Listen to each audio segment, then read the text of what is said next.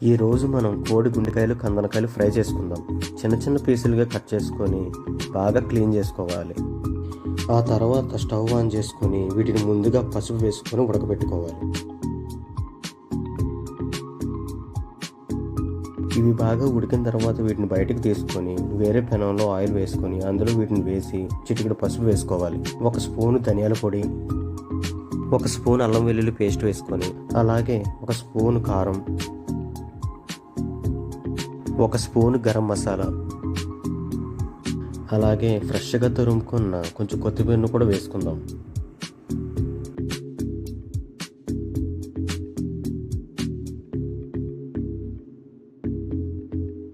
Taste చూస్తూ ఉంది వేరే లెవెల్.